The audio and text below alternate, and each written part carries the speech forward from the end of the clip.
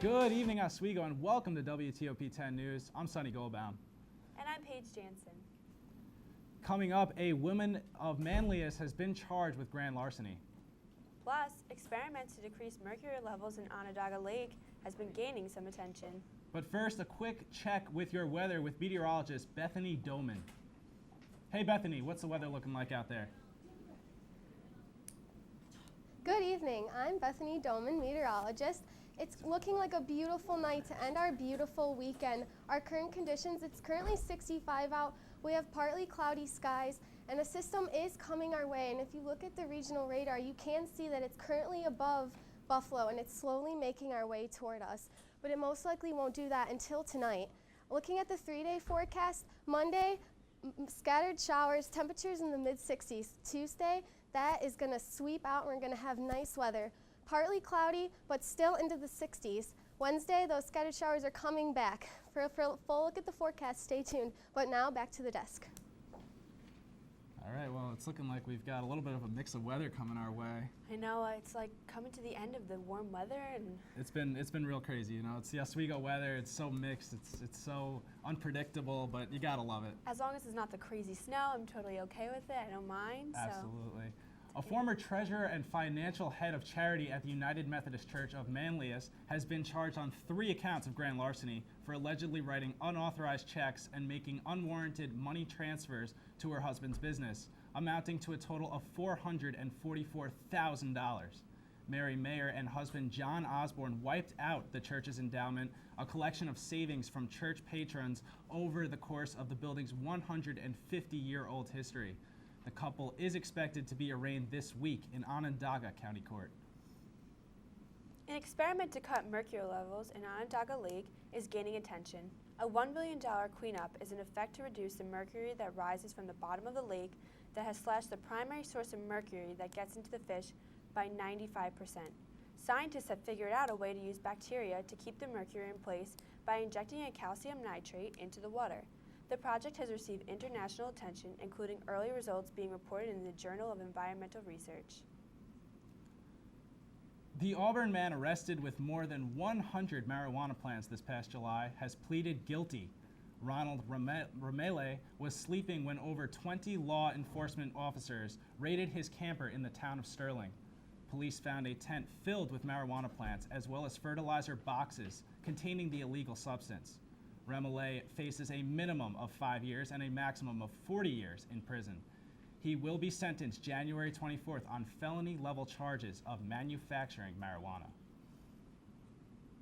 A Baldwin woman involved in a Molly drug ring has been sentenced to 2 months in prison with 3 years of probation. Melissa Tiffany, owner of the Orange Line Gallery on Montgomery Street, sold the drug out of her art gallery. She and boyfriend William Harper used the gallery's bank account to move at least $60,000 for their drug operation. The two distributed more than 220 pounds of Molly through March 2010 and April 2011.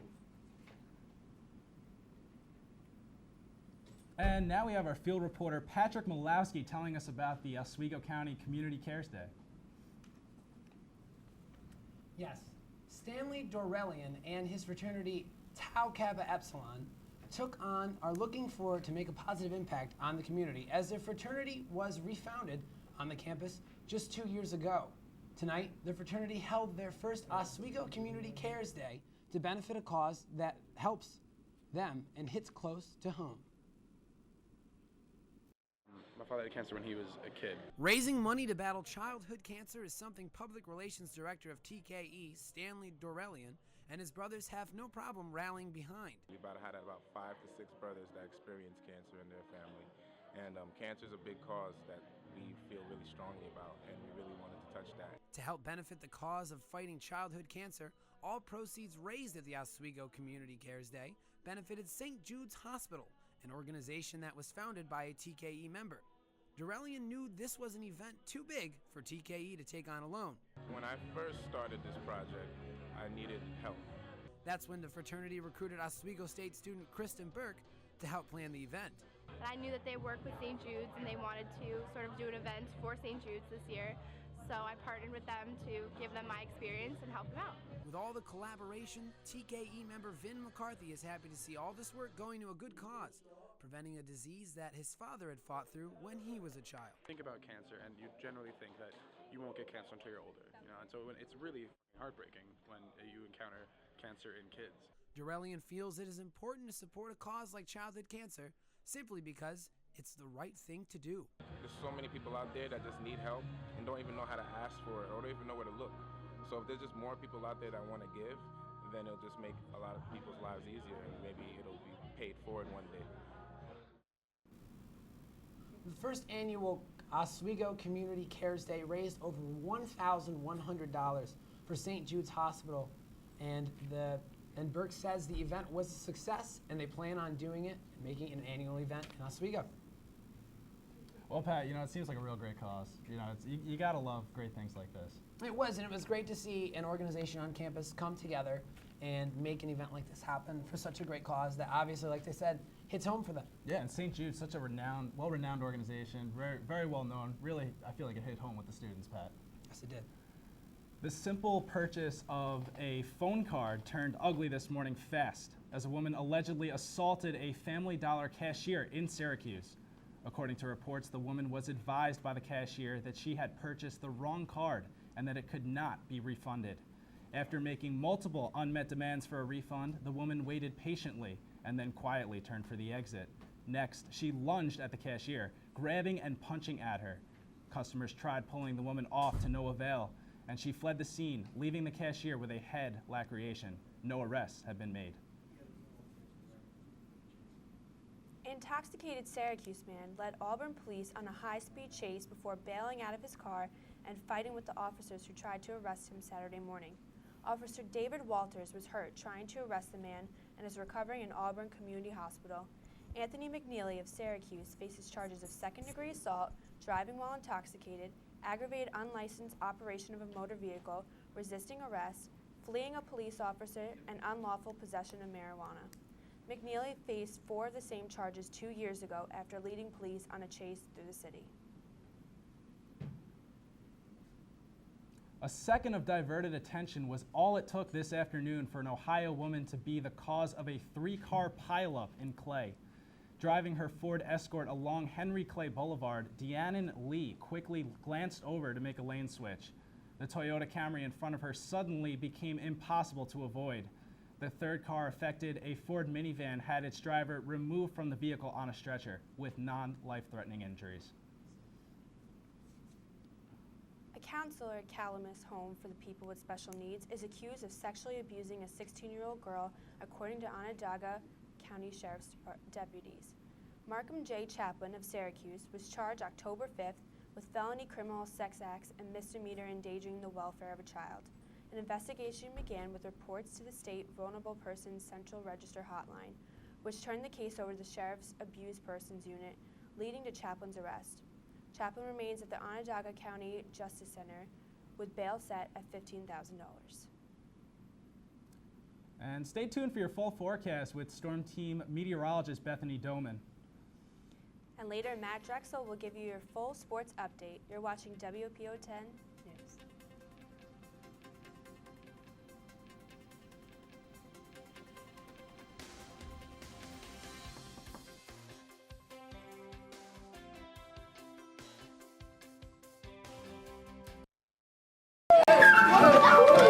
I'm lucky. I get to do something I love.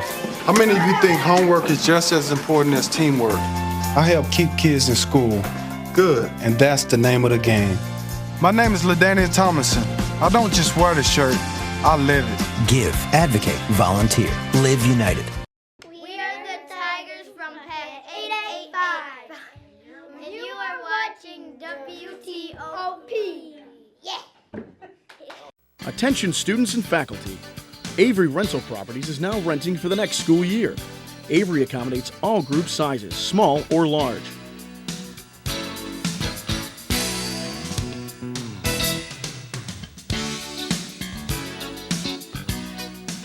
Avery Rental Properties. Make our house your home. 24-hour maintenance, garbage removal, snow removal, and off-street parking. Avery Rental Properties, 315-343-5005.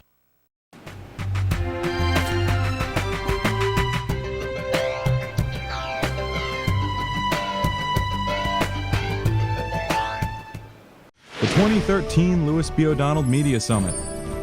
Moderated by ESPN sports broadcaster in Class of '87 Steve Levy. Coming to Waterman Theater November 6th. Stay connected by visiting mediasummit.org for updates. My husband! Where's my husband? Stop. What's she doing? 2, She was a passenger. So I was T-boned on the passenger side. We just had some wine. I wasn't even drunk. I was just buzzed. What? You were just buzzed. Well, so you didn't tell us that. In that case, she's just fine. Yeah. I'm fine. Really? No, not really. Buzz driving. Maybe we should stop acting like it's no big deal.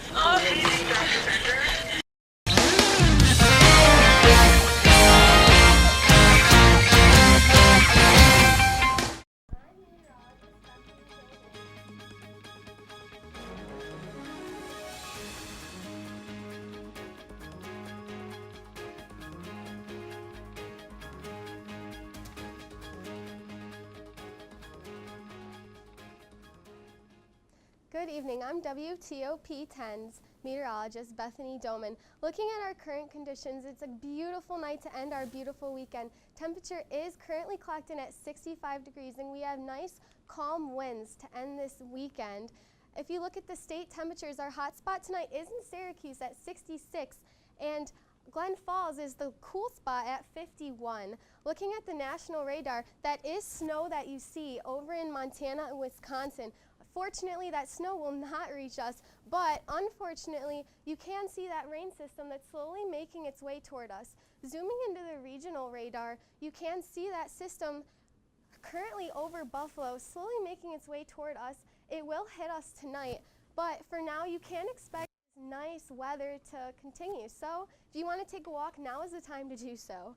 Looking at our top weather headlines for the week, you can expect scattered rain showers all week. Unfortunately, the cooler temperatures, regular fall temperatures, are settling in and partly cloudy skies all week, if not rain.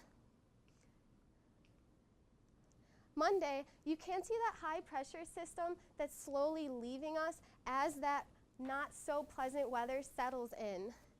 Looking at the futurecast to get a more detailed perspective of the rain, by 11 p.m. the rain still won't have hit us. It's still going to be above Buffalo, but by tomorrow 8 a.m. this system is not only hitting us, but all of central New York, and you can see it's just a huge wide band of rain.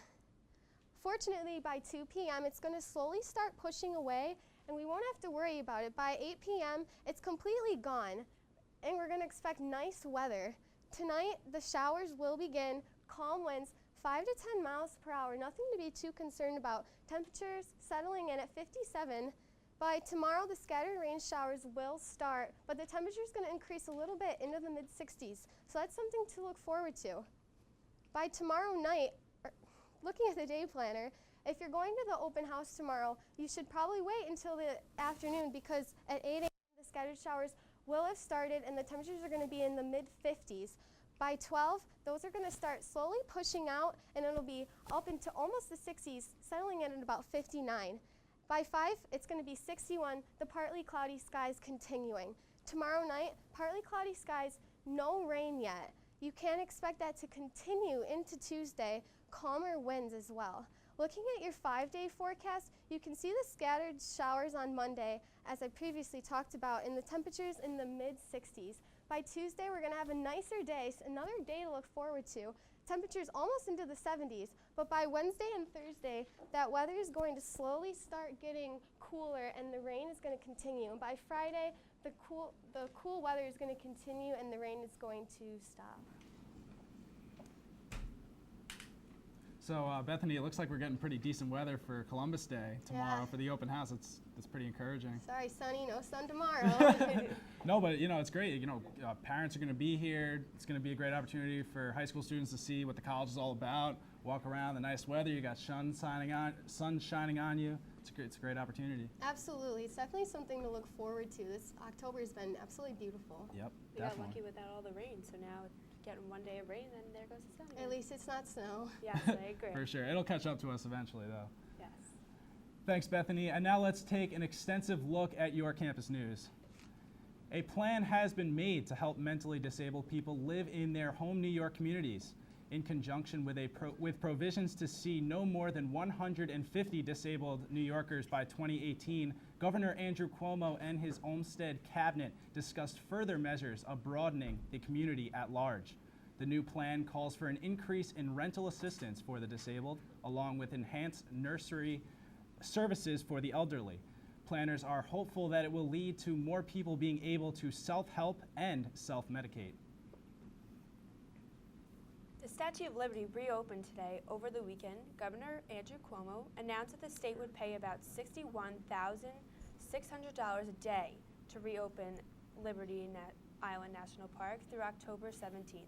If the government shutdown is not resolved by then, officials have said they will renegotiate to keep it open.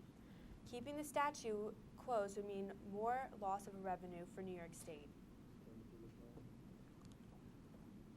Well, unfortunately, conflict in Syria continued today as part of a terrorist operation in central Damascus, which left 2 cars up in flames. Syrian state television aired footage of the charred remains of the vehicles, one of which had rammed into a wall surrounding Uamaid Square in the center of the Syrian capital. Each car had been implanted with 100 kilograms of explosives. No casualties were reported, although 7 Red Cross personnel were also kidnapped by gunmen in the northwest part of the country Sunday as well. Less than 4 days now until the country runs out of money and isn't able to pay its bills. So far, no agreement has been reached, but now there is some hope that the Senate can reach a solution. Calandra Quarter has the latest on that and the growing frustration in Washington.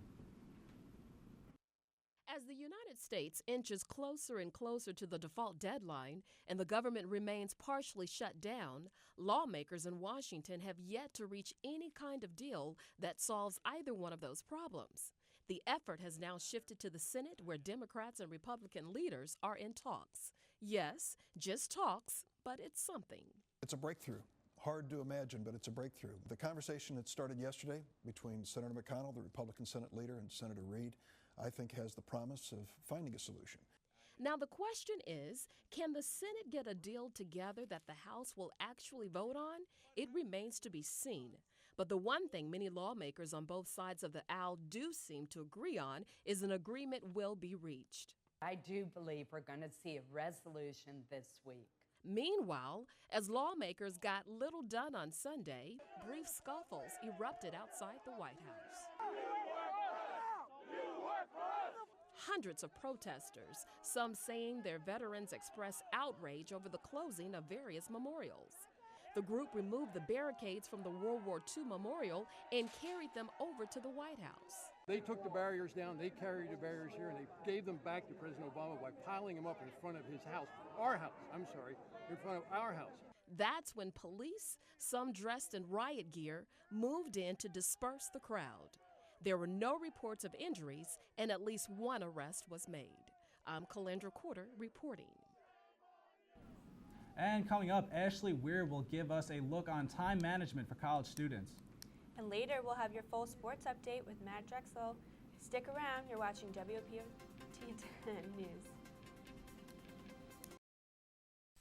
The forest is precious. One careless act caused by people and its beauty could be gone for a lifetime. Protect our friends in the forest. Only you can prevent wildfires. The 2013 Louis B. O'Donnell Media Summit.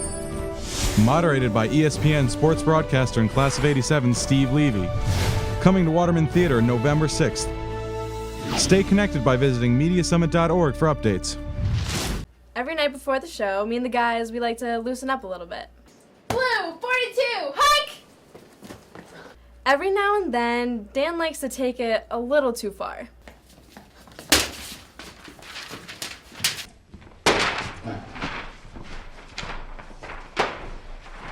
say, the show's all about competition, so we'll take it.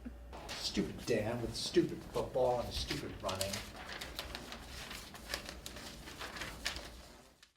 Hi, I'm CNN's Rob Marciano, and you're watching WTOP 10, your television station. Attention students and faculty. Avery Rental Properties is now renting for the next school year. Avery accommodates all group sizes, small or large.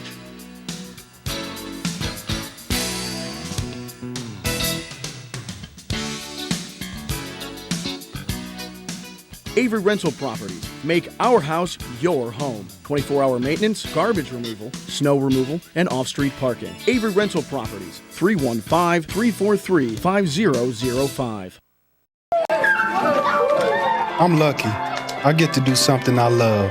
How many of you think homework is just as important as teamwork? I help keep kids in school.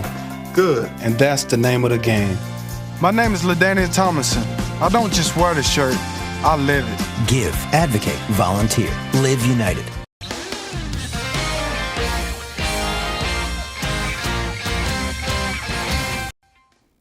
Good evening, I'm Ashley Weir. With your busy college schedule, it can be easy to fall behind. Here's some ways you can stick to a routine and catch up on sleep so you feel better in school. Take advantage of breaks between classes. Find a comfortable work spot and take some classwork out to get a head start on. If you know some of your classmates, try to find a time when you can meet up together to get work done. This way, it's less work you have to do late at night and you're ahead of the game. Don't study, read, watch TV, or talk on the phone in your bed. Make your bed just for sleeping. Avoid caffeine and meals before bed. Instead, have a light snack so you don't go to sleep hungry. A sleep ritual is a great idea to help you adjust to your busy schedule. Freshman Connor Powell shares how he keeps up with his sleep. During the week, I usually try to get most of my work done early. It allows me to have more time to wind down at the end of the day. When it comes to the evening time, I usually take time to just wind down, turn off all the electronics. Less stress, less things on my mind, less things to worry about. It helps me sleep at night, and with the more sleep I get, I do better in my classes. Having a sleep ritual will help you have a good night's sleep. Take 15 minutes or so before bed to relax. Having an established routine like listening to calming music will help. If you have trouble falling asleep, get out of bed and find something relaxing to do until you feel sleepy. You should be getting at least 7 to 8 hours of sleep each night. By following these tips, you'll get a better night's sleep and feel better in school.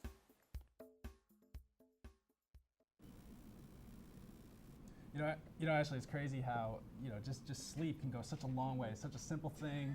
It goes such a long way. And, I hear it also, meditation is such a great way. If you just take a few moments to just breathe in, breathe out, that also can really make a difference. Yeah, definitely. And I've actually tried meditation before, and it does help so much. I'm definitely a fan, and I try to make a habit of that before bed, just calming, relaxing. Having just like a routine like that, just take a few minutes before you go to sleep every night, it helps so much during the next day. Absolutely. And the former Arizona Congressman, Gabrielle Giffords, visited the Saratoga Springs Arm Fair today, which is her first visit to a gun show since surviving a 2011 shooting. Giffords pleaded afterward for people to come together to stop gun violence. She was joined by her husband, Mark Kelly, and New York Attorney General Eric Scheidemann to highlight a voluntary agreement to closely monitor gun show sales in New York. And now we'll have our full sports update with Matthew Drexler.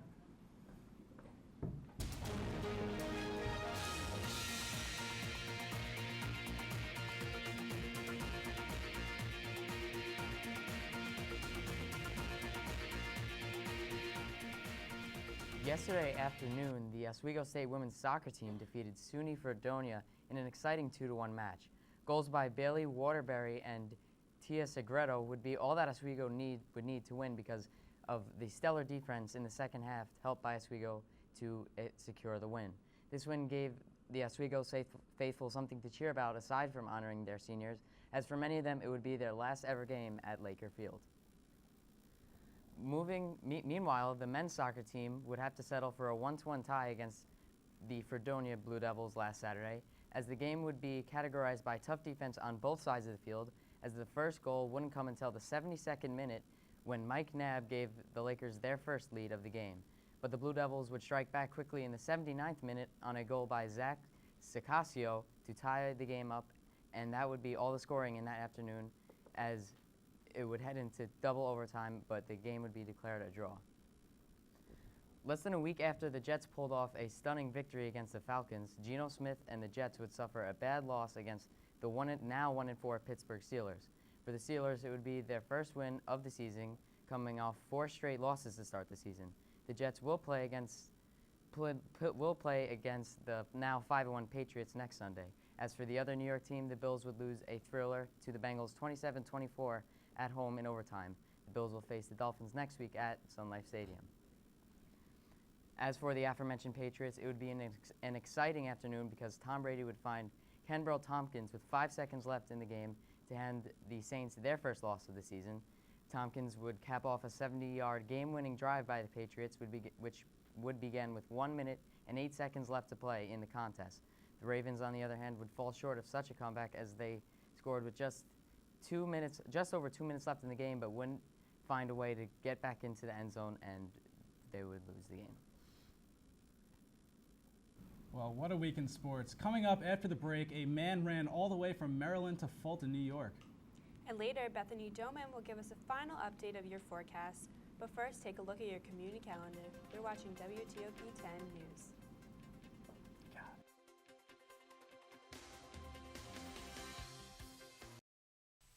Thanks. You believe this guy? Are you trying to start a wildfire?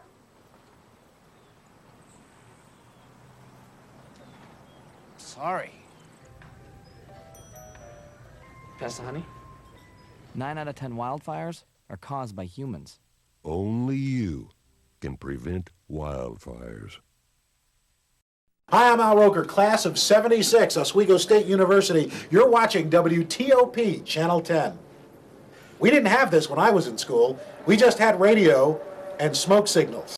We are Cub Scouts from Oswego Pack 888, and you are watching WTOP.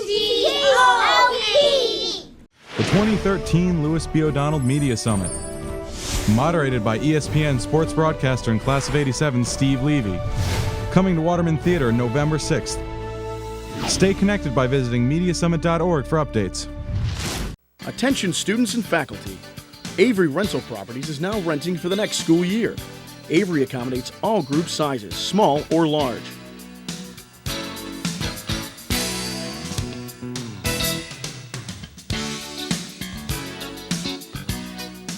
Avery Rental Properties. Make our house your home. 24-hour maintenance, garbage removal, snow removal, and off-street parking. Avery Rental Properties. 315-343-5005.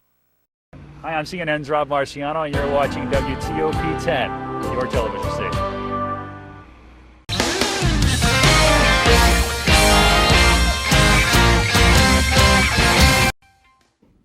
A Maryland man has finished a 353-mile run to raise money for the American Cancer Society this past Saturday.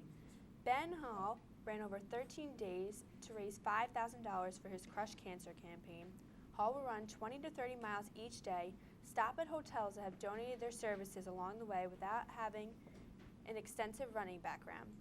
The native of Fulton will end his run at the Fulton house of his late uncle, who died from cancer.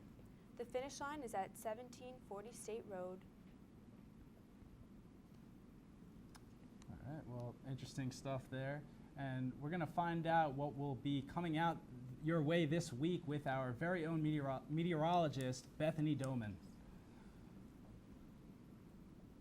The Classcast is looking exceptionally nice. You can expect those showers to end by 12, and the temperatures are going to stay right in the low 60s. As always, follow us online at Twitter at WTOP10. Follow us on Facebook, or send us your meteorology pictures, and we can air them live. Well, you know, guys, like I was saying before, I'm actually really looking forward to tomorrow. I know a lot of students aren't too happy about the fact that we have school on Columbus Day, which is a holiday, but the fact that, you know, there's high school students coming here, it's a good opportunity to show them what's good in Oswego. I mean, we all had to go through it to come here. We all checked the place out, so it'll be a really good experience for them to get to see it, like where we learn. And Absolutely. Thanks for watching Oswego. From the entire 10 News team, I am Sonny Goldbaum. And I'm Paige Jansen. Stay tuned for the rundown. Have a good night.